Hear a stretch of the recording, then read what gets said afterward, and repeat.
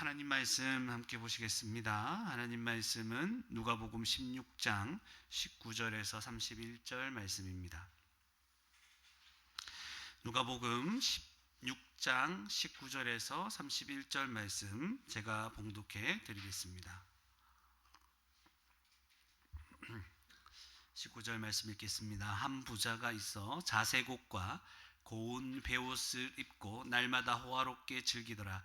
그런데 나사로라 이름하는 한 거지가 헌데 두성이로 그의 대문 앞에 버려진 채 그 부자의 상에서 떨어지는 것으로 배불리려 하매 심지어 개들이 와서 그 헌데를 핥더라. 이에 그 거지가 죽어 천사들에게 받들려 아브라함의 품에 들어가고 부자도 죽어 장사되매 그가 음부에서 고통 중에 눈을 들어 멀리 아브라함과 그의 품에 있는 나사로를 보고 불러 이르되 아버지 아브라함이여 나를 긍휼히 여기사 나사로를 보내어 그 손가락 끝에 물을 찍어 내 혀를 서늘하게 하소서. 내가 이 불꽃 가운데서 괴로워하나이다.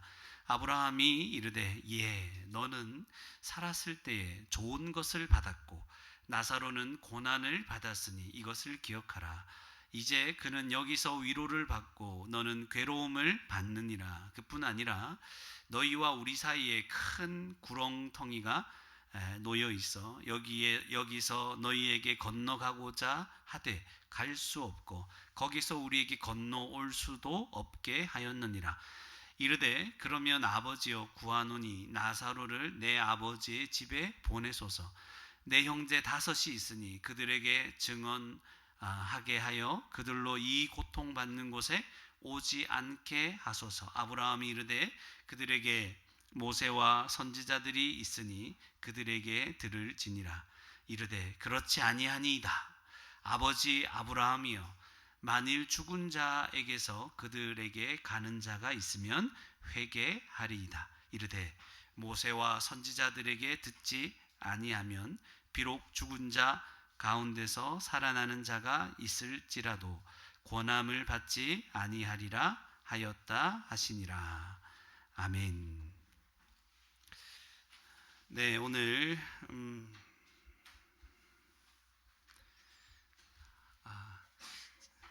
부자와 나사로에 관계된 이제 비유죠. 특별히 오늘 본문 말씀은요, 교회 안 다니는 사람들도 많이 알고 있는 비유입니다. 굉장히 유명하죠. 나사로, 부자와 나사로 하면 웬만하면 압니다. 요즘은 어떨지 모르겠지만 부자와 나사로, 그 비유가 오늘 본문에 나와 있는 예수님의 비유입니다. 문맥 가운데 있죠. 어떤 문맥 가운데 있었어요? 16장 1절에서 13절까지는 어떤 불의한 청지기의 비유가 나타나죠. 그는 이 세상에서 가진 이 재물로 지혜롭게 무슨 일을 했죠? 자기가 앞으로 먹고 살 것들을 예비하는, 다른 말로 하면 하나님 나라, 죽어서 하나님 나라를 준비하는데 이 어쩔 수 없는 이 불의한 재물을 사용하는 지혜를 가진 그 모습을 보여주었습니다. 그래서 재물을 섬기는 것이 아니라 하나님을 섬기는 것이 무엇인지를 또 알게 해줬습니다. 그 뒤에 14절부터 18절까지는 누가 나옵니까? 바리새인인데 돈을 좋아하는 바리새인. 별로 어울리지 않죠. 당대 이제 바리새인들 하면 경건한 자다, 거룩한 자다 이런 이미지가 이제 굉장히 강한데 돈을 좋아하는 바리새인들, 돈을 사랑하니까 예수님의 말씀이 귀에 들어오지 않고 예수님을 거부하게 되는 거죠. 그들은 율법, 하나님 말씀을, 구약 말씀을 잘 알고 있었기 때문에 그 말씀을 자세히 살펴봤더라면 예수님의 말씀이 무엇을 의미하는지를 알았을 것이고 깨달을 수 있었고, 그래서 구원을 받을 수 있었던 자들인데 뭘 좋아했어요? 하나님을 섬기는 게 아니고 돈을 섬기는, 실제로는 그런 자들이었죠. 그래서 예수님의 말씀에 비웃는 거예요. 비웃고 그 말씀을 받아들이지 못하는 겁니다. 그리고 이제 오늘 16장에 어떻게 보면 전체를 요약하는 듯한 말씀이 이제 부자와 나사로죠. 그래서 이것도 뭐가 나오는 거죠? 부자, 재물을 어떻게 살아있을 때 사용하는가, 이게 나타나죠. 그래서 16장 전체는 이 재물을 어떻게 생각하고 어떻게 대하고 어떻게 사용하는가, 여기에 대해서 아주 중대한 열매들, 결과들이 나타난다 하는 것을 보여주죠. 굉장히 중요한 문제죠. 그래서 이 문제를 핵심적으로 얘기하자면, 여러분 재물을 섬길 것인가 하나님을 섬길 것인가, 그죠? 이 문제를 우리에게 제기하고 있는 본문이다. 16장 전체가. 그 중에 부자와 나사로, 그죠? 그래서 오늘 유명한 본문인 부자와 나사로, 여러분 주위에 혹시 아직 교회 안 다니고 있는 친구들이 있으면 알려주세요. 부자와 나사로는 알아야 된다. 딴 건 몰라도 부자와 나사로. 또 하나 안다면 뭘 알아야 돼요? 탕자의 비유. 이 정도는 알아야 된다. 이거는 상식이다. 나중에 이제 어디에서 나올 수도 있어요. 시험 문제에 나올 수도 있는 그 정도로 유명한 본문입니다. 그래서 이 비유를 자세히 좀 생각하면서 하나님이 우리에게 말씀하시는 그 내용들을 잘 이해했으면 좋겠습니다. 여러분 뭐 그 전에 한 가지 오해하면 안 되는 게, 이 부자와 나사로에 관계된 이 비유를 여러 가지 이제 그 논쟁들이 좀 있습니다. 뭐가 있냐면, 이거는 비유가 아니다. 천국과 지옥이 무엇인지를 보여주는 실제 부자와 나사로가 거기 갔다, 뭐 이런 실제적인 얘기다, 이런 얘기를 하는 분들도 있고, 아니다, 이거는 비유다, 뭐 이런 얘기가 있는데요. 여러분이 이 논쟁에 끼어들 필요는 없고, 1차적으로 이것은 비유다. 예수님께서 이 재물의 관계에 대해서 얘기를 하고 있잖아요. 전체적으로 비유로 이것을 얘기하시는데, 천국과 지옥에 대해서 한번 쭉 그 분위기와 대략적인 것을 그려주는 그런 그림을 제공해 준다. 이 정도 생각해 주시면 균형 있게 이해하는 것이다. 이렇게 볼 수 있을 겁니다. 이해가시죠? 이 정도. 그러니까 천국과 지옥에 대해서 무시하면 안 되고, 그죠? 그렇다고 뭐 이걸 너무 자세하게 해가지고 이게 뭐 이렇다 저렇다 얘기를 너무 들어가서도 좀 곤란하다. 사실은 이것보다 더하다 생각하시면 돼요. 지옥은 이것보다 더하고 천국은 이것보다 더 좋다, 이 생각하시면 되는 거예요. 자, 그래서 이제 본문을 조금 설명하면 이런 거예요. 여러분 19절 제대로 한번 이해할 필요가 있겠죠. 19절에 누가 나옵니까? 한 부자가 나와요. 어떤 부자? 이름은 안 나와요. 밑에 나사로는 이름이 나와요. 근데 부자는 이름이 안 나와요. 한 부자가 있는데 얼마나 부자냐면 자색 옷, 색깔이 있어요. 자색. 색깔이, 여러분은 아무것도 아니죠. 여러분 색깔이 까만색이 많은데. 하여튼 그죠? 옛날에 이 당시에 자색 이렇게 하면 진짜 명품 중에 그 한정판. 그러니까 자색을 만들려면 엄청난 시간과 에너지와 그 동물의 그게 필요하다고 합니다. 뭐 고동이라고 하나요? 그런 게 필요하다고 하는데, 그래서 이거는 정말 값비싼 것 중에 값비싼 그런 최고의 옷, 이렇게 생각하시면 돼요. 그러니까 한 벌에 한 수억 원 생각하시면 돼요. 오늘날로 따지면 수억하는 옷. 그래서 그 장인이 한 땀 한 땀 뭐 이런 얘기도 있는데, 너무 오래된 드라마죠. 예, 하여튼 그런 옷입니다. 자색. 그러니까 굉장한 부자라는 거예요. 돈이 차고 넘치는 사람이에요. 돈을 주체할 수 없는 사람. 가만히 있어도 돈이 막 들어오고 생겨나는 그런 사람. 너무 부러워하지 마세요. 네. 그래서 이 사람이 또 고운 배옷도 입어요. 근데 뭐 했어요? 이 많은 부를 가지고, 재물을 가지고 뭐 했습니까? 날마다 호화롭게. 근데 이게 오늘날 사람들의 꿈이잖아요. 나 돈 많이 벌어서 날마다 호화롭게 재밌게 살 거다. 그죠? 오늘날 사람들의 꿈이고 비전이요, 소망이죠. 그래서 건물주가 되고 싶어 하고 막 그러잖아요. 그게 한 부자입니다. 근데 이들의 삶이 어떻게 되는지 한번 봅시다. 그런데 대조적으로 20절에, 그런데 나사로라 이름하는 거지가 있는 거예요. 한 거지가. 대조가 되죠. 이 한 거지가 있는데, 한 거지가 헌데투성이로 헐었다는 거죠. 구체적으로 그게 정확하게 뭔지는 모르지만 뭔가 상처가 나고 헐고 뭐 이런 거예요. 또 잘 못 먹어서 이렇게 막 갈라지고 뭐 이런 것도 포함될 수 있겠죠. 그런데 그의 대문 앞에 버려졌다는 거예요. 그러니까 아무도 신경 쓰지 않는 거예요. 아무도 돌보지 않는데 특별히 누가 돌보지 않아요? 한 부자가 신경도 안 쓰는 거예요. 지는 잘 먹고 잘 살면서. 그럼 오늘날 같은 사회에서는 이 자본주의 사회에서 내가 내 돈 벌어 잘 먹고 잘 사는데 그게 무슨 죄가 되는 거야? 이렇게 생각하죠? 이것이 하나님 앞에서 얼마나 악한지가 나중에 죽어 보면 알 거예요. 그래서 21절에 부자의 상에서 떨어지는 것으로 배불리려 하며, 그러니까 부자의 상에서 떨어지는 것들로 사실 배부르기 힘들어요. 근데 이제 이 사람이 워낙 부자니까 떨어지는 것도 약간 좀 기름질 수도 있겠죠? 여러분 오늘 웃음을 상실하신 것 같은데 웃어도 됩니다. 이 상에서 떨어지는 먹고 남은 음식들로 막 배부르려고 하는 거예요. 그게 그런 것들로 배부르는 것도 쉽지 않고 아무리 그것이 좀 다른 집보다 좀 나은 것이라 할지라도 비참한 인생이죠. 그런데 심지어 그러니까 이 상황이 이 정도에 그치지 않고 심지어 이렇게 더 심각하다는 거예요. 개들이 와서 그 헌대를 핥더라. 여러분 이걸 오해하면 안 됩니다. 요즘 반려견처럼 와서 막 핥아주고 좋아해주고 위로해주고 이런 게 아니에요. 이 개들은 그 들개들이에요. 들개들. 그래서 굉장히 위험하고 이게 핥아서 안 죽은 것만 해도 물리기도 하고 그럴 수도 있겠죠. 그러니까 그 헌대를 핥더라. 그러니까 들개들과 이제 함께 있을 수밖에 없는 버려진 이런 상황을 얘기하는 거죠. 그래서 이제 이 한 거지는 이름이 언급되죠. 나사로다. 나사로의 뜻이 있어요, 여러분. 그러니까 성경에서 특별히 이름이 나타날 때는 이름의 뜻이 중요합니다. 그래서 나사로다 할 때 이름 뜻이 뭐냐면 하나님이 도우신다는 거예요.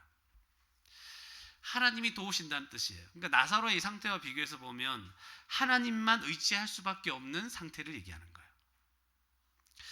이 나사로는 버려졌잖아요. 아무도 신경을 안 써요. 자기 힘으로 이렇게 한번 배부르게 먹고 살려고 하지만 그 상에서 뭐가 떨어질지도 모르고 진짜 아무도 돌보지 않는 하나님만 의지할 수밖에 없는 그런 상태에 있는 나사로, 거지죠. 그럼 이 사람은 누구를 의지했다는 게 약간 감이 잡히나요? 하나님을 의지했겠구나. 그죠? 어떤 면에서는 여러분 하나님만 의지할 수밖에 없는 그런 상황에 처한 것이 우리에게 큰 복이 됩니다. 그런 상황, 여러분 거짓 나사로처럼 살기 싫죠? 다 싫을 거예요. 저도 싫어요. 물론 이렇게 싫어요, 그게. 근데 이제 이걸 가만히 보면 하나님만 바라볼 수 있는 그 눈이 그때 딱 생기는 거잖아요. 근데 이게 우리는 싫지만 그게 복이 될 수 있는 거예요. 무엇과도 비교할 수 없는 복. 자, 그런데 이제 어떤 일이 일어나는 거예요. 이제부터 큰 일이 일어나는 거죠. 22절에 이에 그러니까 이런 삶이 평생 갔겠죠. 그 거지가 죽었어요. 갑자기 죽음이 찾아옵니다. 천사들에게 받들려 나사로는 천사들에게 받들려 가요. 그리고 아브라함의 품에 들어갔다. 아브라함이 갑자기 왜 나올까요, 여러분? 아브라함은 어떤 인물이에요? 하나님과 언약, 그죠? 하나님의 약속, 하나님이 구원하신다는 그 약속을 맺은 바로 믿음의 조상이죠. 그러니까 하나님의 약속대로 지금 나사로가 구원을 받은 것이라는 사실을 눈치채셔야 되는 거죠. 그리고 받들려 아브라함의 품에 들어가고 부자도 보세요. 부자도 죽어. 자세히 보면 이런 게 있어요. 22절에 거지가 죽어 뭐였어요? 천사들에게 받들려 이렇게 돼 있죠. 근데 부자는 부자도 죽었는데 장사되며 돈이 많으니까 아마 성대하게 장사가 치러졌을 거예요. 장사가 됐어요. 거지는 그냥 버려졌으니까 죽었겠죠. 그냥 비참하게. 그런데 그 죽음 이후에는 천사들에게 받들려 아브라함 품에, 즉 하나님의 약속, 그 약속에 따라서 구원을 받게 되는 거죠. 그런데 23절에 그가 음부에서 고통 중에 눈을 들어, 그러니까 이 부자가 지금 눈을 드는 거죠. 음부가 뭐냐면 죽은 자들이 머무는 곳 이렇게 이제 번역하는데 한마디로 쉽게 말하면 지옥인 거예요. 지옥. 음부에서 너무 고통스러운 거죠. 고통 중에서 눈을 들어서, 그러면 지옥에도 눈이 있다는 걸 알 수 있겠죠. 눈을 들어 멀리 아브라함과 멀리 있어요. 멀리 다가갈 수 없는 곳. 아브라함과 그의 품에 있는 나사로를 보고, 여러분 여기서 몇 가지 생각하셔야 돼요. 부자가 아브라함을 알아봤죠. 그럼 이 부자는 어떤 사람이에요? 구약 성경을 안다 모른다? 안다. 누구와 같은 사람이에요? 앞에 바리새인과 같은, 돈을 좋아하는 바리새인과 같은 사람이겠죠. 그 구약과 율법, 모세 이런 거 정말 아는 사람이, 하나님 말씀 아는 사람인데 아브라함을 보는 거죠. 또 그 품에 있는 나사로도 봐요. 나사로를 알아보네. 이런 거 있어요. 이제 24절에 불러 이르되 아버지 아브라함이요. 아브라함을 부르는 거예요. 나를 불쌍히 좀 여겨달라고. 왜냐하면 자기가 지금 너무 고통 가운데 있는 거죠. 나사로를 보내어 그 손가락 끝에 물을 찍어 내 혀를 서늘하게 하소서. 내가 이 불꽃 가운데서 괴로워하나이다. 여러분 무엇을 알 수 있습니까? 나를 불쌍히 여겨달라고. 자기 너무 불쌍한 처지인 거예요. 고통 중에 있습니다. 그런데 얼마나 고통스럽냐면 나사로 손가락 끝에 물을 찍어서 내 혀를 좀 서늘하게 해달라고. 여러분 더운 사람 있어요? 손 들어보세요. 제가 물을 찍어서 혀를 한번 대줄게요. 여러분 지금 이렇게 되면은 더럽죠? 누가의 손가락 대서? 저는 손가락 대서 제 입에 대기도 더러워요. 맞잖아요, 그죠?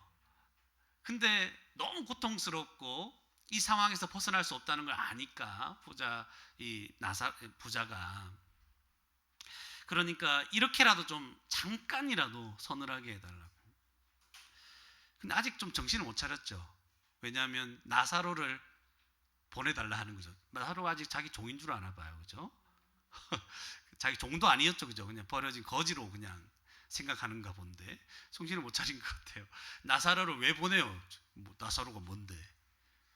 나사로 손에 그동안 거지였는데 그 손가락에 거지의 손에 그저 물을 한 방울 찍어서 자기 혀를 서늘하게 해달라. 근데 그곳에는 뭐가 있어요? 불이 불타는 곳. 제가 아까 그랬죠. 이걸 너무 자세하게 언급을 안 해도 된다. 근데 기본적으로 이게 뭐예요? 굉장히 고통스럽다. 불 가운데 고통스러운, 그리고 죽지는 않으면서 혀가 바짝바짝 타고 그 열기가 사라지지 않는. 우리는 이번 여름에 그런 열기를 한번 여름에 폭염을 경험했어요. 어떻게 하면 이 열기가 좀 없어지나, 그죠? 이것과 비교할 수 없는 불꽃이죠. 아브라함이 이르되 25절에 너는 살았을 때 좋은 것을 받았고 나사로는 고난을 받았으니 이것을 기억하라. 이제 그는 여기서 위로를 받고 너는 괴로움을 받느니라. 여러분 이 말씀을 오해하면 안 됩니다. 그러니까 이 땅에서 그냥 잘 먹고 잘 살면 나중에는 힘들 거고 지옥 갈 거고, 이 땅에서 거지처럼 힘들게 살면 나중에는 천국 갈 거다. 이렇게 생각하면 됩니까? 안 됩니까? 안 되죠. 이 부자의 문제점은 뭐예요? 나사로는 어떤 그런 좋은 측면이 있나요? 부자는 재물이 있었는데 그 재물로 뭐 했다고요? 자기 혼자 가족들과 호화롭게 잘 먹고 잘 살았다는 거예요. 하나님이 주신 사람들을 이렇게 돌보고 사람들을 사랑하고 돌아보지 않았다는 거잖아요. 재물에 완전 노예가 된 거죠. 이걸 자기 일을 위해 살아가는 탐욕에 완전히 빠져있는, 하나님 뜻과는 반대되는 그런 죄 가운데 살았던 것이 이 한 부자가 이 지옥에 갈 수밖에 없는 그 이유였던 거예요. 맞습니까? 율법을 알지만 율법을 완전히 어기며 살았던 거죠. 이해갑니까? 나사로는 반대로 나사로 한 일이 별로 없는 것 같은데, 아니요. 자세히 보면 그도 율법을 아는 자였고 누구를 의지했습니까? 고통 가운데 하나님을 의지했다는 것. 아브라함 품에 품겼다는 말은 그가 하나님이 주신 약속의 말씀을 믿었다는 거잖아요. 그러니까 이 정도 우리가 어느 정도 생각할 수 있는 거예요. 자, 그래서 이제 26절에 보면 그뿐 아니라 너희와 우리 사이에 큰 구렁텅이가, 이 구렁텅이가 뭔지 몰라도 돼요. 구렁텅이가 있는데 이 역할이 뭐예요? 못 가게 한다. 우리가 너희에게 갈 수도 없고 거기서 우리에게 넘어올 수도 없다. 그러니까 한번 죽어서 우리의 영원한 삶이 지옥이냐 천국이냐 이게 결정이 되면 어떻게 된다는 거예요? 거기에서는 다시 조정할 수 없다. 변경할 수 없다. 맞습니까? 건너갈 수도 없고 도움을 받을 수도 없고 어떻게 해결할 방법이 없다, 이거예요. 그러니까 여러분, 지금이 참 중요한 시기라는 거죠. 27절에 이르되 그러면 아버지여 구하오니 나사로를 내 아버지 집에 보내. 또 정신을 못 차리죠. 나사로가 뭔 잘못을 했어요? 맨날 나사로를 보내요. 이유는 있죠. 나사로가 아는 사람이니까 그 형제들에게 좀 보내려고 하는 거예요. 나사로를 보내서 28절에 내 형제가 5명이 있었나 봐요. 그들에게 증언하여 그들로 이 고통받는 곳에 오지 않게 하소서. 그러니까 나사로가 딱 가면은 나사로 죽은 줄 다 알잖아요. 그가 가서 얘기하면 우와 놀라면서 듣지 않을까, 이 생각을 그가 하고 있는 거죠. 이제 이 부자가 하고 있는 확신이 뭔지 아세요? 2가지예요. 자기는 여기 지옥에서 이제 못 빠져나간다는 걸 확신하고 있어요. 맞습니까? 그러니까 이제 무슨 생각을 합니까? 자기 형제라도 좀 살리고자 하는 마음이 있죠. 근데 2번째 확신은 뭐냐면 이 형제들도 반드시 지옥에 올 거라는 확신이 있어요. 맞죠? 이게 나사로를 보내야지 얘들이 좀 가능성이 있을 거다. 그러니까 이 자기 형제들 꼬라지를 보니까 얘들도 반드시 우리를 따라올 거다, 나를 따라올 거다, 이 확신이 있으니까 어떻게든 좀 보냈으면 좋겠다, 이 생각이 있는 거예요. 그래서 이제 이런 얘기를 하는 거예요. 아주 부자가 확신은 대단한 것 같아요. 그래서 29절에 아브라함이 말합니다. 그들에게 모세와 선지자들이 있으니. 모세와 선지자들이 뭔지 아십니까? 늘 말씀드렸죠. 율법, 하나님 율법, 구약의 말씀, 그죠? 이 말씀이 이미 있다는 거죠. 그리고 이 율법과 선지자들이 그들을 계속해서 얘기하는 거, 가르치는 것들이 있는 거죠. 하나님의 말씀. 이것들이 있으니 그들에게 들을지니라.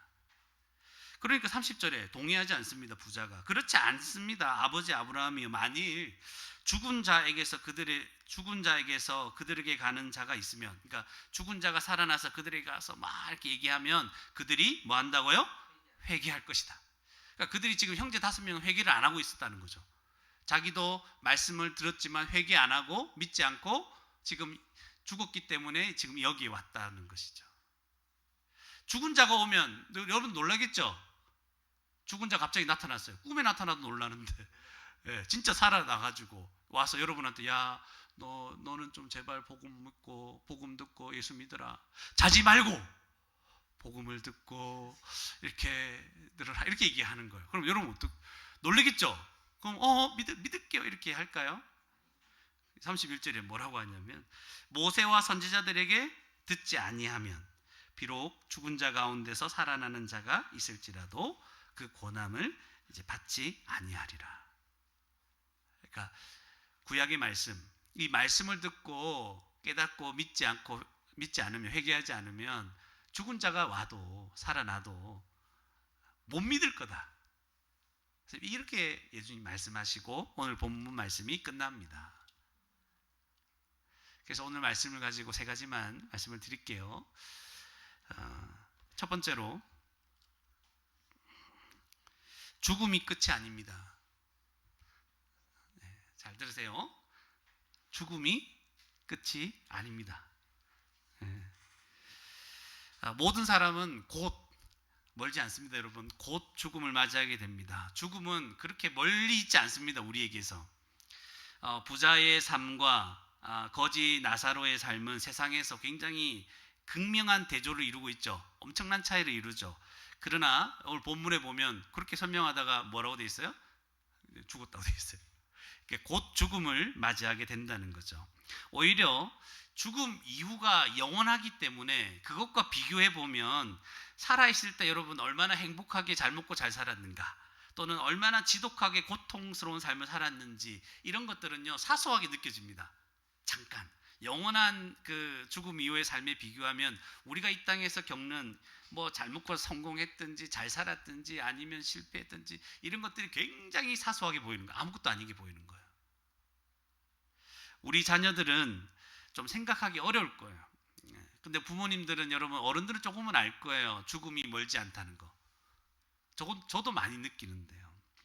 이제 우리에게 남은 인생이 얼마 남지 않았다는 것을 우리 부모님의 세대는 잘 알고 있습니다. 왜냐하면 지금 저 나이 때쯤 되면 주변에서 죽는 소식들을 많이 듣게 됩니다. 많이 듣게 되고 많이 가게 되고, 또 우리도 무슨 상황이 처하게 되면 나도 이제 좀 있으면 가겠다 하는 생각이 드는 거죠. 그렇게 팔팔했던 시절 저도 있었어요. 안 믿기죠? 그렇게 팔팔했던 시절, 청소년 시절도 청년 때도 있었습니다. 정말 엊그제 같습니다. 근데 벌써 제가 이렇게 됐습니다. 흰머리도 막 나고, 어떻게 이렇게 됐나 모르겠어요. 몸이 뜻대로 움직이지 않습니다. 분명히 이렇게 막 활발하게 움직이고 싶은데 안 돼요. 진짜로 안 돼요. 그냥 막 낑낑거리면서 걸어가게 되는 거죠. 그리고 아프고 피곤할 때가 점점 많아집니다. 옛날에는 피곤한 게 잘 몰랐거든요. 피곤한 게 뭐야? 그냥 자고 일어나면 다시 리셋. 와, 그냥 로봇 같았어요. 제가 고등학교, 대학교 때 자고 나면 무슨 일이 있었지 어제? 다시 새롭게 회복됐어요. 여러분 경험하고 있죠? 우리 청소년들 특별히 경험하고 있죠? 자고 나면 새로워지죠? 네, 이제 얼마 안 남았어요. 네, 여러분 꼭 나이가 들어야 죽는 것이 아닙니다. 그렇기 때문에 죽음에 대해서는 우리 주일학교 친구들 예찬이, 선호부터 시작해서 청소년 여러분들까지도 주의 깊게 생각하고 들어야 됩니다. 교통사고 날 뻔한 일들이 있었던 사람, 네, 저기 선호도 손들죠. 다 있었죠. 그때 죽었을 수도 있어요. 그때 부자와 나사로 두 사람의 운명처럼 갑자기 준비도 안 된 상태에서 하나님 만날 수도 있었죠. 떨어지거나 물에 빠져 죽을 뻔한 일 있습니까? 저도 있었어요. 물에 빠져 죽을 뻔한 일도 있었어요. 근데 그때 가족들은 잘 몰랐어요. 나 혼자 바다에 잠겼다가 떴다가 하다가 조금 몇 분 그러다가 발끝이 모래에 데이는 바람에 겨우 조금씩 걸어 나왔어요. 소리도 안 들리고 그냥 거기 우리 어머니와 뭐 여기 친척 몇 명인가 누군가는 그 앞에 바로 앞에 그 해변가 모래사장에서 막 얘기하고 있더라고요. 근데 나 혼자만 물에 빠졌다. 그렇게 그것도 살짝 빠졌다. 살짝 빠져도 죽죠. 이렇게 있었는데 그런 거 있었어요. 그런 거예요. 그런 일들이 우리 가운데 계속 있는 겁니다. 그래서 이런 일들이 죽음이 우리에게 멀지 않다. 어리지만 이런 경험을 먼저 한 사람도 있을 거예요. 그러니까 영원한 시간에 빗대어 보면 우리의 죽음은 진짜 얼마 안 남은 거예요. 맞습니까? 진짜 영원한 삶에 빗대어서 우리 인생 가운데 지금 얼마 남았을까? 얼마 안 남은 거죠. 실제로 우리가 체감하고 있는 죽음의 시간도 사실 멀지가 않습니다. 여러분, 우리가 지금 여기서 어떻게 사느냐, 뭐 얼마나 잘 사느냐, 못 사느냐 아무 관계없이 반드시 죽음을 경험하게 됩니다. 부자로서 호화롭게 즐기면서 살든지 아니면 가난하게 평생 고생만 하면서 살든지 결국은 뭐예요? 죽는다는 거예요. 곧 죽음은 피해갈 수 없습니다. 그리고 죽음 앞에서는 모든 사람이 평등해져 버려요. 부자로 여러분 뭐 성공해서 부족함 없이 즐겁게 잘 살았습니까? 그래서 뭐요? 어떻게? 어쩌라고요? 어쩌라고 맨날 하지 말라 그랬는데. 네, 잘 살았으면 뭐 어떻다고 그래요? 가난하고 고통스럽게 살았습니까? 그랬어요. 죽음 앞에서는 차이가 없어요. 그 사람이 어떻게 살았든지 간에 끝. 아무 어려움 없이 건강하게 오래 사는 것이 복입니까, 여러분? 죽음이 오면 그게 아무 의미가 없어진다니까요. 온갖 질병과 고통성에서 빨리 죽는 것, 단명하는 것이 저주입니까? 아니요. 죽음 앞에서 똑같아요. 오히려 중요한 것은 뭐예요? 죽음 이후잖아요. 맞습니까? 네. 죽음이 있다는 것을 여러분 애써 외면하지 마세요. 죽음을 피해갈 수도 없고 이길 수도 없기 때문에 사람들은 본능적으로 뭐 하냐면 죽음에 대해서는 깊이 생각하지 않으려고 합니다. 생각을 안 해요. 오늘날 사회가 특히나 그렇습니다. 여러분 생각해 보세요. 오늘날 우리가 살아가는 사회가 죽음을 외면하는 사회입니다. 끊임없이 어떤 메시지를 주냐면 야, 너는 살아있잖아. 너는 행복하게 살면서 그냥 잘 살아라. 마치 영원히 이 세상을 살아갈 것이라는 인상을 자꾸 심어주는 거죠. 야, 일 열심히 했냐? 떠나라. 수고했다. 즐겨라. 이렇게 이만했으면 됐다. 나머지 즐겨라. 이런 이미지를 자꾸 주는 거죠. 나이가 들면 점점 죽음이 가까워져. 그런데 그 시점에서조차 이 사회는 우리에게 죽음을 생각하지 못하도록 해요. 뭐라고 합니까? 노후를 준비해라. 노후를 걱정하게 하지 죽음에 대해서 걱정하게 하지는 않는 거야. 이해갑니까? 그런 시대에 우리가 살고 있습니다. 여러분, 죽음을 외면하면 죽음에 대해서 아무 준비를 할 수가 없어요. 물론 죽음에 대한 어떤 해결책도 없다면 죽음 준비할 필요 없어요. 여러분, 죽으면 끝나는데 뭐 아무런 해결책이 없잖아요. 죽음에 대해서. 그런데 해결책이 정말 있다면 죽음에 대해서 준비를 해야 되는 거예요. 죽음 이후에 하나님 나라 천국과 음부 지옥 중에 우리는 그 중에 한 곳으로 가게 됩니다. 부자와 나사로, 부자가 간 곳을 생각해 보세요. 나사로가 가게 된 곳을 생각해 보세요. 이게 약간 전반적인 분위기와 그림만 대략적으로 보여주는 것이지만 그것만 해도 엄청난 것입니다. 여러분, 그냥 막연한 상상으로 죽음 이후의 삶을 꿈꾸지 마십시오. 이게 왜 그러냐면 우리 영화를 보거나 드라마를 보면 거기에서 말하는 소재들이 전부 다 이상하게 생각하도록 만드는 거죠. 이런 거예요. 착하게 살면 다음 생에 더 좋은 인생을 살게 될 것이다. 이런 메시지를 들어본 적 있어요? 드라마에서? 착하게 살았기 때문에 너 다음 생에 좋은 인생으로 환생하게 될 거다. 뭐 하여튼 뭐 환생 이런 게 많이 나오고 막 많이 나오죠. 거기에다가 어떤 걸 가미시키냐면 천년을 기다린 사랑. 멋있죠? 천년을 인내하며 꽃피운 사랑, 뭐 이렇게 얘기하면 아름답게 느껴지면서 마치 우리 인생이 영원토록 반복되고 기억을 잃어버렸다가 다시 생각났다가 어렴풋해졌다가 다시 그 사랑이 이어지는 놀라운 뭐 인생 속에 살아가는 것처럼 보이잖아요. 무슨 근거로 이렇게 얘기합니까? 이게 불교의 윤회잖아요. 여러분, 이런 생각들은 우리는 죽기는 하지만 늘 새로운 기회가 있다는 인상을 자꾸만 줍니다. 아무 근거도 없이. 그냥 이번 생은 여기서 그냥 이 정도인가 보다 이렇게 생각을 하잖아요. 아니에요. 여러분, 이번 생 여기서 그냥 아무 대책 없이 죽으면 어디로 간다? 부자가 같은 그곳으로 가요. 그런데 여기서는, 이 세상에서는 아무 근거도 없이 그냥 이 죽음을 해결할 수 없으니까 막연한 기대와 소망을 그냥 남발하는 거예요. 죽으면 기회가 있다. 괜찮아. 네가 이번 생에 좀 못 살았냐? 나중에 개로 태어날 거야. 개로 태어났을 때 그때 잘해. 그럼 다시 인간이 될 거야. 뭐 이런 이상한 생각을 막 심어주는 거예요. 또 이런 생각이 있어요. 에이, 죽으면 그런 게 어딨어. 서로 근거가 없다는 걸 알아요. 죽으면 그냥 모든 것이 끝난다는 생각도 있어요. 죽으면 모든 고통과 아픔, 좋은 기억까지 다 사라지고 먼지와 같이 허무하게 사라지거나 그냥 우리가 자연과 동화되어질 것이다. 그래서 죽으면 우리 존재는 사라지지만 이 죽은 사람이 늘 우리 곁에 바람과 물과 흙으로 함께 있을 것이다. 그럴듯하죠? 이게 범신론이라는 거예요. 이런 다 사상에서 나오는 거예요.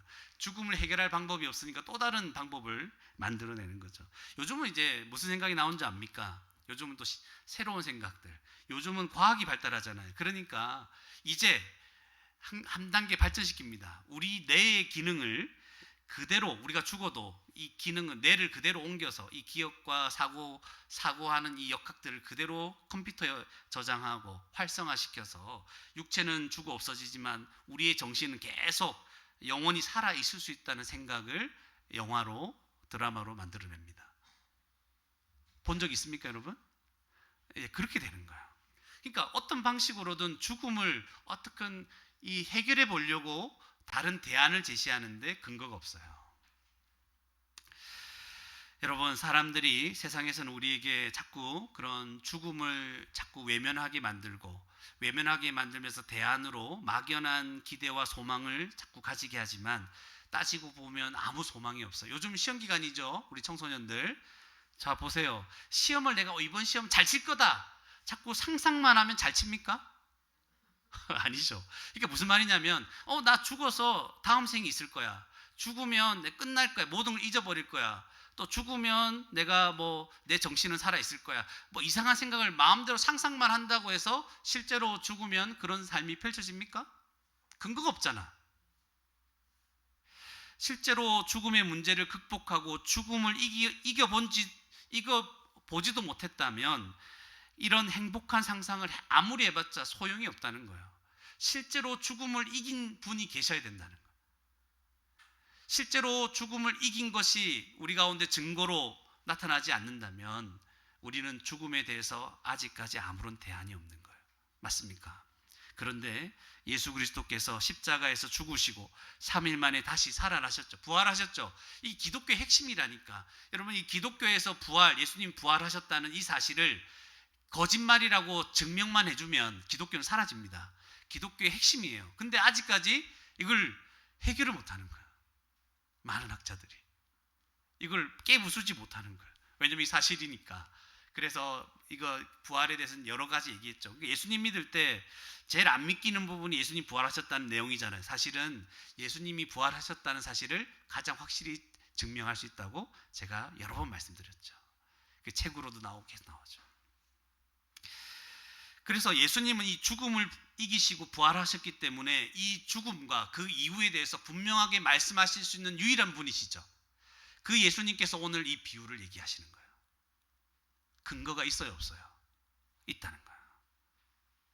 예수님이 비유로 말씀하신 하나님 나라와 음부가 어떤 곳인지 오늘 한번 자세하게 진지하게 한 번 더 생각해 보시기 바랍니다. 여러분, 지옥에 가면 얼마나 끔찍할까? 여러분, 그냥 막연히 생각하지 마시고 오늘 비유에서 알려주는 그런 분위기와 그런 상황을 한번 생각해 보세요. 네, 어떨까요? 그리고 반대로 하나님 나라 천국이 얼마나 복된 곳일까? 여러분, 영원토록 하나님 나라에 거할 것인가 또는 지옥에 거할 것인가는 언제 결정됩니까? 이 세상에 우리가 살아있을 때 결정됩니다. 이거 기억하셔야 돼요. 그러니까 왜 목사님 맨날 교회 이제 예배 드리면 왜 그렇게 심각한 얘기를 자꾸 합니까? 왜냐하면 기회가 이때밖에 없기 때문에 그래요. 여러분에게 막 수련회 가자고 왜 그런 얘기를 자꾸 합니까? 예수님만 믿었으면 좋겠다. 억지로 믿게 할 수도 없잖아요. 왜 이런 얘기를 정말 진지하게 하냐면 기회가 이때밖에 없습니다. 하나님 나라에 갈 것인가 지옥에 갈 것인가는 언제 결정된다고? 여기에서. 하나님은 살아계십니다. 그래서 우리의 모든 삶에 대해 심판하십니다. 부자와 나사로처럼. 여러분의 삶은 하나님의 심판의 기준을 생각하면 죽음 이후에 하나님 나라에 들어갈 수 있을 것 같은가요? 나사로의 삶을 보았을 때도 그의 삶의 모습에서는 하나님 나라에 들어갈 이유를 발견할 수가 없어요. 그가 의지한 것은 하나님밖에 없었죠. 여러분, 하나님 나라에 들어갈 수 있는 길을 발견하지 못하면 우리가 아무리 세상에서 성공하고 행복하게 잘 먹고 잘 살아도 여러분 우리는 망한 것입니다. 망한 인생이에요. 근데 아무리 힘들게 살아도 하나님께서 죽음 이후에 하나님 나라에 들어갈 수 있게 하는 이 방법, 이 길들을 발견한다면 아무리 힘들게 살아도 뭐예요? 행복한 인생, 복된 인생이 되는 거예요. 두 번째로 말씀드립니다. 두 번째는 죽음 이후에는 후회해도 돌이킬 수 없습니다. 죽음 이후에는 후회해도 돌이킬 수 없습니다. 부자가 지옥에 가서 음부에 가서 한 후회를 생각해 보십시오. 부자는 죽고 나서 지옥에 가서야 뭘 깨달았냐면 이제 되돌릴 수 없구나, 이걸 깨달은 거예요. 낯장부림이구나, 끝이구나, 이걸 그때 깨달았어요. 자신이 지금 지옥에 있는 상황을 바꿀 수 없다는 사실을 그냥 즉각적으로 알게 된 거예요. 그래서 아브라함에게 긍휼을 구할 때 나 좀 여기서 꺼내주세요, 잘못했습니다, 나 지옥에서 벗어나게 해달라고 얘기한 것이 아니라 불쌍히 여겨달라고 하면서 뭐예요? 기껏해야 물 한 방울 찍어서 내 혀를 서늘하게 해달라. 이거도 안 되는 거 알면서도, 지금 모든 게 차단되었다는 것을 알면서도 요거 하나나 어떻게 되지 않을까, 그러면서 구하는 거예요. 그런데 이것도 불가능했죠. 이 물 한 방울 찍어서 혀를 잠깐 시원하게 하는 거 0.02초도 안 될 텐데 그것도 불가능했어요. 그러나 자신의 형제들은 이 같은 처지에 이르지 않도록 나사로를 좀 보내달라.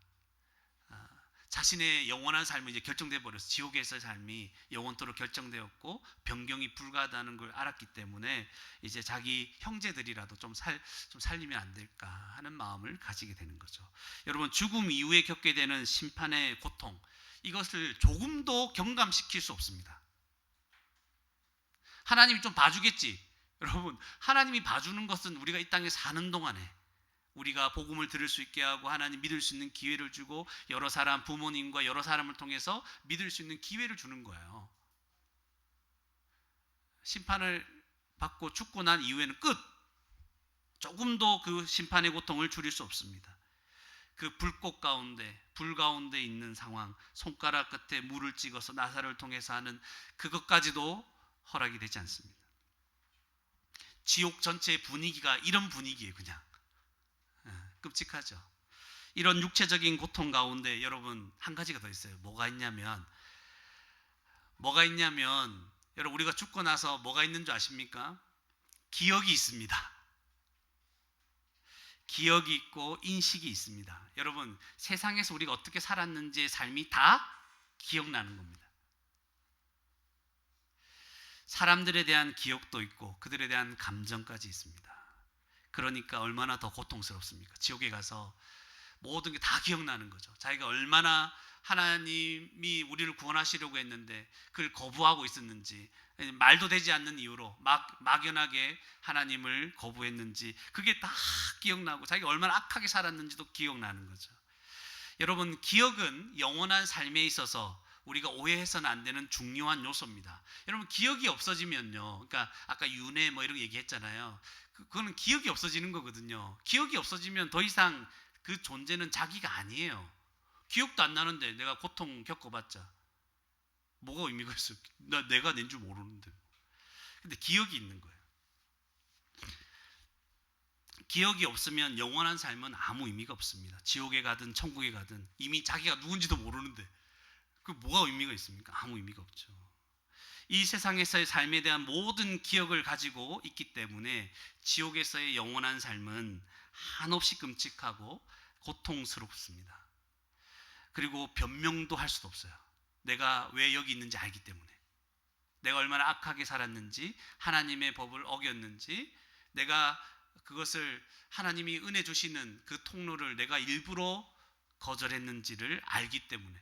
그러니까 말씀 들을 때도 안 듣고 억지로 안 들으려고 그냥 예배 드릴 때 그냥 내가 안 듣기 위해서 작정을 한 거예요. 그냥 길을 막는 거죠. 막고 이렇게 있는 거죠. 이러한 육체적, 정신적 고통이 영원토록 약해지지 않는 거예요. 그것이 지속됩니다. 그래서 한없이 내가 이 세상에서 기회 있을 때 이 삶이 후회스러운 거죠. 영원히 후회하면서도 영원히 고통 가운데 있는 그런 지옥이 펼쳐지는 것입니다. 이런 지옥에 가기 전에 피할 길만 있다면, 여러분, 이걸 피할 길만 있다면 좋지 않겠습니까? 그런데 인간 스스로의 힘으로는 이 피할 길을 발견할 수도 없고 그 길을 만들 수도 없습니다. 오히려 오래 살면 살수록 뭐예요? 죄를 더 많이 짓죠. 여러분, 하루 더 살아보세요. 죄를 더 짓죠. 그래서 나는 심판받아 죽으면 하나님이 계시면 난 지옥 갈 거다 확신만 더 늘어나게 되는 겁니다. 그런데 복음이 뭐냐면요, 우리가 자꾸 복음 듣고 있잖아요. 복음이 뭐냐면 이런 절망 가운데서 들려오는 복된 소식, 우리가 영원히 이런 죽음의 심판을 벗어날 수 있다는 소식이 복음인 거예요.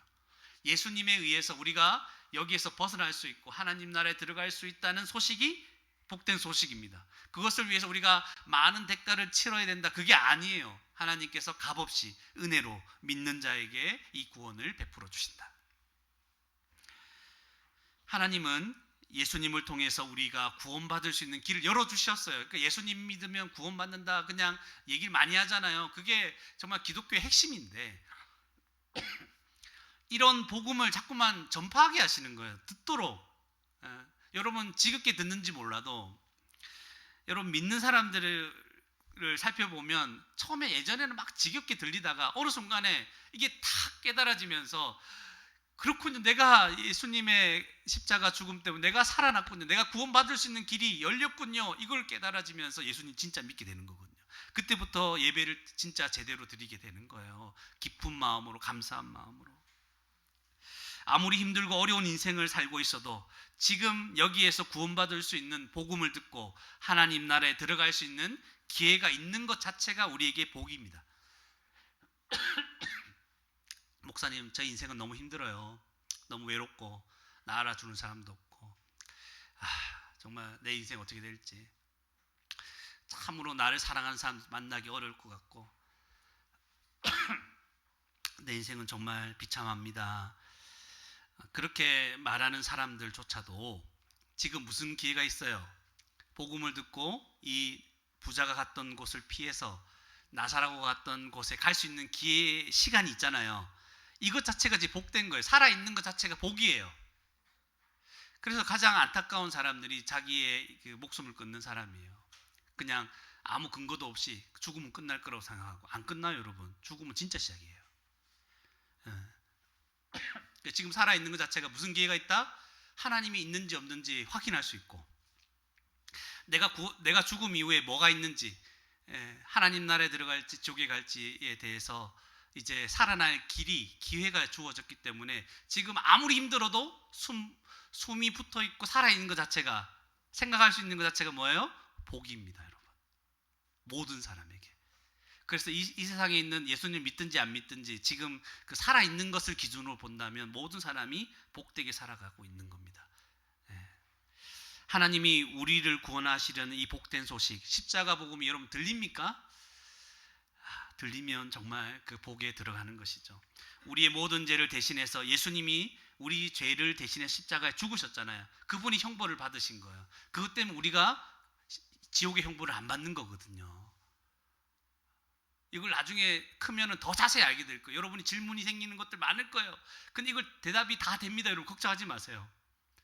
아무리 여러분 질문해도 이것을 분명하게 대답해 줄 수도 있어요. 그게 뭔지. 그렇다면 여러분은 죽음 이후에 영원한 심판을 피할 수 있게 되는 거거든요. 가장 세상에서 복된 자가 됩니다. 이거 외에는 없어요. 여러분 교회 와서 뭘 받아가고 싶어요? 뭐 맛있는 거 해줘도 한계가 있고 간식 줘도 한계가 있고 별거 없어요. 부자가 같이 갔던 곳에 안 가는 게 복입니다. 그 길을 피하고 나사로가 갔던 하나님 나라에 들어가게 하는 것, 그것이 우리 교회가 줄 수 있는 최고의 선물입니다. 아무리 행복하고 성공하고 풍요로운 인생을 살아도 복음이 들리지 않는 사람이라면, 그것을 복음을 들었는지 거부만 하고 있는 사람이라면 그는 세상에서 가장 불쌍한 자입니다. 가장 귀한 기회를 잃어버린 자가 되는 겁니다. 여러분 많이 생각하십시오. 고민하면서 죽음에서 건져주시는 우리 예수 그리스도의 이 사랑을 깨닫고 받아들였으면 좋겠습니다. 제가 강제로 그렇게 할 수 없어요. 하나님은 저에게 이 말씀을 설명하도록, 전파하도록 그렇게 세우신 거예요. 여러분은 이것을 듣고 성경을 또 읽고 질문하고 생각하는 가운데 이게 진짠가? 목사님 말씀한 게 진짠가? 성경에서 기록된 게 진짠가? 확인하고 생각하는 가운데 주님의 은혜 가운데 여러분이 스스로 부인할 수 없는 그런 상황에 이르게 되고 믿을 수 있는 은혜가 주어지게 될 겁니다. 진지하게 생각하시기 바랍니다. 그래야 죽고 난 이후에 평생 영원토록 후회하는 그런 인생은 안 살게 될 거예요. 마지막으로 세 번째, 하나님의 말씀을 듣고 회개하는 것만이 하나님 나라에 들어갈 유일한 길입니다. 하나님의 말씀을 듣고 회개하는 것만이 하나님 나라에 들어갈 유일한 길입니다. 그러니까 인간적인 방법 이런 거예요. 아까 그러니까 부자가 나사로를 보내면, 죽었다가 살아나간 자가 이제 그들에게 가면 우리 형제들이 돌이키자 회개하지 않을까 이 생각을 했잖아요. 그러니까 인간적인 방법, 그러니까 기적과 신비적인 체험으로 하나님 나라에 들어갈 수 있습니까? 없습니다. 부자는 아브라함이 누군지 알고 있었고 모세와 선지자, 구약 성경에 대해서 알고 있었던 자입니다. 그런데 그 사람은 하나님의 말씀을 듣고 배우는 것만으로는 자기 형제들이 구원을 받을 수 없을 거라 생각하고 있었던 거예요. 저것으로 안 돼요. 성경 읽고 하나님 말씀 듣고 배우는 것만으로는 내 형제들 안 되겠어요. 구원 못 받아요. 예. 그들도 자기와 똑같은 인생을 살았기 때문에 안 될 겁니다 생각하고 있었던 거예요. 그러니까 본인도 어떻게 살았던 거예요? 율법을 듣고 배우고 알고 있었지만 안 받아들였던 거예요. 무시했던 거죠. 돈을 사랑했던 거예요. 그들에게 놀라운 일, 기적 같은 일, 큰 충격적인 일이 있으면 하나님 말씀 받아들이지 않겠습니까? 그래서 지옥 오지 않고 천국 가지 않겠습니까? 부자가 이렇게 생각했던 거예요. 그러나 죽은 자가 다시 살아나는 놀라운 일이 일어난다 할지라도, 놀랍죠? 죽은 자가 살아나서 얼마나 놀라울까요? 무섭고 그런 일이 일어난다 할지라도 그것을 경험해도 한 사람이 하나님 말씀을 받고 하나님 나라에 들어가게 할 수는 없어요. 놀라운 일이 일어난다고 되는 게 아니에요. 오늘날에도 이런 분위기가 있어요, 여러분. 어떤 분위기 있냐면, 뭐 교회 가면 이제 놀라운 능력이 나타나서 병든 자 고침받고 귀신이 쫓겨나가고 또 개인의 여러 가지 어려운 문제들, 진짜 골치 아픈 문제들이 해결되고 하나님의 놀라운 능력이 나타났다고 이제 그런 일이 나타나면, 그러니까 이런 신비하고 응답과 역사가 동반되면 사람들이 예수님을 믿고 구원받을 수 있다는 생각을 많이 합니까, 안 합니까? 그런 분위기를 막 일으키고 있어요. 근데 그런 말에 대해서 예수님 오늘 정면에서 반박하시죠. 그런 죽은 자가 살아나는 일이 있어도 그들이 모세와 선지자들 뭐예요? 말씀, 하나님 말씀을 받아들이지 않으면 그것들로 그 사람이 구원받는 게 아니라는 거예요. 이걸 기억하셔야 돼요. 목사님 정말 그렇습니까? 네. 어떻게 그렇게 얘기할 수 있습니까, 목사님? 한순간도 안 쉬고 그렇게 얘기합니까? 왜 그러냐면 예수님께서 세상에 사실 때 뭐 하셨어요? 기사와 기적을 얼마나 많이 베푸셨어요. 죽은 자까지도 살리셨잖아요. 그죠? 나사로, 여기 이 나사로하고 다릅니다. 나사로, 그 나사로 달라요. 나사로도 살리시고 또 누구도 살렸어요. 그 나인성 과부 아들도 살리시고 살렸잖아요. 그런데 예수님께서 자신의 이제 고난받고 죽음에 대해서 얘기하니까 예수님을 따르던 그 많던 사람이 다 떠나갔잖아요. 기적과 기사로 놀라운 일이 일어나면 예수님 믿습니까? 따릅니까? 아니요. 하나님 말씀을 듣고 그 말씀을 통해서 구원을 받을 수 있습니다. 그게 중요합니다. 놀라운 기적과 역사가 있어야 강팍한 사람들에게 복음이 들어갈 것이라는 생각을 하지 마십시오. 그냥 우리는 말씀을 증거할 뿐입니다. 신비한 능력과 일들이 일어나야 예수님을 믿고 구원받는 것이 아닙니다. 복음 자체가 하나님께서 우리를 구원하시려는 놀라운 기적입니다. 고린도전서 1장 18절에 십자가의 도가 멸망하는 자들에게는 미련한 것이요 구원을 받는 우리에게는 하나님의 능력이라. 십자가의 도, 십자가 복음 자체가 하나님 능력입니다. 고린도전서 1장 21절 하나님의 지혜에 있어서는 이 세상이 자기 지혜로 하나님을 알지 못함으로 하나님께서 전도에 미련한 것으로 믿는 자들을 구원하시기를 기뻐하셨도다. 이렇게 정말 지겹죠, 여러분. 미련하게 보이죠. 이 말씀을 하나하나 설명하고 선포하고 이야기하고 여러분이 말씀을 읽고 깨달아가는 DBS하고 이런 과정들을 통해서 뭐 하시겠다? 하나님께서 믿는 자들을 구원하겠다. 그걸 기뻐하시는 거예요. 오직 기록되고 전파된 하나님 말씀을 통해서 그 말씀을 믿음으로만 하나님 나라에 들어갈 수 있습니다. 하나님 말씀, 이 복음은 예수님에 대해서 얘기하고 있죠. 죽음 이후 영원한 삶, 하나님 나라를 준비할 수 있는 기회는 언제밖에 없다? 지금밖에 없어요. 말씀을 들음으로. 말씀을 들을 때 여러분 진지하게 들으시기 바랍니다. 왜 지금밖에 기회가 없냐면 나중엔 여러분이 안 듣고 있을 수 있거든요. 야, 드디어 나 이제 교회를 벗어났다. 나중에는 안 듣고 딴짓하고 있다가 죽을 수도 있거든요. 그러니까 여러분 나중에 믿을게 이런 생각하지 마시고 지금 여러분 교회에 와서 말씀을 듣고 있는 이 기회가 마지막일 수 있는 거예요. 이때 제대로 듣고 하나님 정말 계신가? 나 죽으면 어떻게 되지? 좀 진지하게 반응하고 생각해 보십시오. 하나님 계시다면 나한테 좀 응답해 주십시오. 나 믿을 수 있도록 해달라고. 그럼 하나님이 살아계세요. 하나님이 그런 기도를 안 들어주십니까? 구원받을 수 있는 기회는 지금밖에 없어요. 아무리 놀라운 체험을 한다 하더라도 믿음을 가질 수 없어요. 기적과 체험을 쫓아다니지 말고, 어디 가서 뭐 놀라운 기적이 일어났는데 거기 가면 뭐 이빨이 뭐 그죠 금리가 되고 뭐가 병이 고쳐지고, 그런 쫓아다니지 마세요. 이빨 뭐 금리 되면 뭐예요? 죽으면 끝인데. 병 고쳐지면 뭐예요? 죽으면 끝인데. 죽고 그 이후에 지옥 가면 끝이잖아요. 뭘 쫓아다녀야 됩니까? 복음을 쫓아다니시기 바랍니다. 복음을 진지하고 자세히 듣고 생각하십시오. 그런 시간을 통해서 믿고 구원받기를 사모하십시오. 자세히 듣고 생각하는 이 시간, 하나님 믿을 수 있는 시간입니다. 하나님 믿음을 달라고 기도하십시오. 지금 살아있는 것 자체가 우리에게 복입니다. 복음을 듣고 지옥을 피하시기 바랍니다. 하나님 나라에 들어갈 수 있는 기회가 지금 여러분에게 잠시 남아 있는 거예요. 이 기회를 놓치지 마세요. 부자처럼 영원히 되돌이킬 수 없는 후회를 하지 마시기 바랍니다. 교회 다닌다고 자동으로 하나님 나라에 들어가는 거 아닙니다. 알죠? 목사님 아들 딸은 목사님 아들 딸이라고 해서 자동으로 구원받는 게 아니에요. 그죠? 바리새인을 보십시오. 부자를 보세요. 복음을 잘 알았거든요. 지옥 갔잖아. 그들 하나님 말씀을 늘 가까이 하고 말씀에 대해 아는 것도 많았지만 믿지 않고 받아들이지 않았습니다. 기회를 다 놓쳤어요.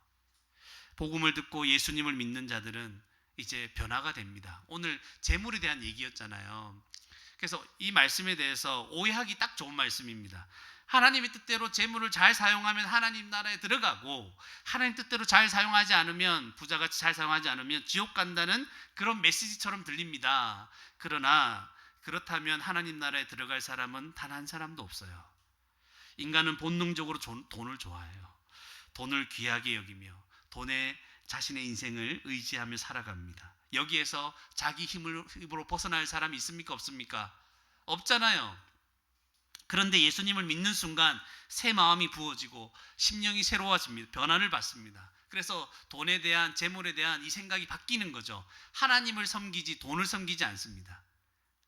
마음이 새로워지기 전에는 돈이 인생에 의지할 게 전부기 때문에 돈을 의지하게 되는 거예요. 이 차이입니다. 재물을 섬기는 것이 아니라 하나님을 섬기는 자가 되기 때문에 하나님이 맡겨주신 재물을 지혜롭게 사용하게 되고 하나님 나라를 준비하는 그런 인생을 살아가게 되는 것입니다. 돈을 사랑하지 않고 하나님을 사랑하게 되는 거죠. 그러니까 예수님 믿으면 이 마음이 새로워지고 생각이 변화되는 변화가 일어나는 거예요. 그래서 우리가 이 땅에서 재물을 내 욕심과 탐욕에 쩌들어서 사용하지 않게 되는 겁니다. 그래서 하나님 나라에 들어가는 거예요. 이해가시죠? 우리는 돈이 많을 수도 있고 없을 수도 있어요. 그런데 이 재물을 어떻게 생각하느냐, 이것은 우리가 예수님 믿고 변화되느냐에 달려져 있습니다. 그래서 교회는 하나님 뜻대로 재물을 사용합니다. 맞습니까? 그래서 이 세상에서 하나님 나라를 드러냅니다. 세상은 자기를 위해 재물을 사용하고 있죠. 자기를 위해서 재물을 얻기 위해서 전쟁터가 되어버린 게 세상입니다. 물질 만능주의가 지배하는 세상이죠. 세상에서 가장 좋은 치료가 뭡니까? 세상에서 가장 사람들이 좋아하는 치료가 뭐예요? 금융치료. 들어봤습니까? 여러분이 금방 알죠. 이게 그만큼 이게 다 동의하는 내용이죠. 그런데 이 세상에서 서로를 사랑하고 하나님의 뜻을 이루기 위해서 재물을 사용할 수 있는 사람들이 교회요, 성도들입니다. 우리가 이 믿음에 점점 견고해지면 더욱 그럴 거예요. 어떻게 해서든지 손해보지 않고 이득을 더 얻기 위해서 살아가려고 하는 치열한 세상에서 서로를 위해서 자기 재물을 막 허비하고 그렇게 살아가려고 하는 그런 세상이 바로 이 타락한 세상 속에서 나타난 거예요. 그게 교회입니다. 그런 일이 실제 가능합니까, 목사님? 지금까지 제가 그런 은혜를 보면서 경험하며 살았습니다. 어떻게 할 수 없는 상황에서 교회의 도움과 성도들의 격려와 사랑 속에서 힘을 얻고 소망도 잃지 않았습니다. 지금 우리 교회도 마찬가지죠. 이런 사랑이 없으면 유지될 수 없는 교회가 우리 교회죠. 9년 동안이나 지속되었습니다. 여러분이 힘든 상황에서도 힘을 다하여 서로를 사랑하고 할 수 있는 만큼 서로를 도우려 한다는 사실도 제가 알고 있습니다. 여러분 뭐라고 했습니까? 지난주에 시도하는 게 순종이다. 한 가지 더 말할게요. 시도하는 것이 믿음으로 사는 겁니다. 실제로 도우려고 했지만 잘 되지 않았던 적 있죠. 그럴 처지와 상황이 안 돼서 못했던 적도 많을 겁니다. 맞죠? 시도가 순종이고 시도하는 것이 믿음으로 사는 겁니다. 그러나 점점 이런 섬김과 사랑의 시도들이 많아지는 것을 보면서 우리 사랑 있는 교회가 점점 더 하나님 나라를 드러내는 교회가 되고 있음을 느끼게 됩니다. 우리 이렇게 하나님 주신 이 기회를 가지고 뭐부터 해야 된다? 우리 자녀들은 잘 들으세요. 지옥 가면 안 돼요. 지옥을 피할 수 있는 기회가 어디에 있다? 지금 이 순간. 복음을 들어야 되겠죠.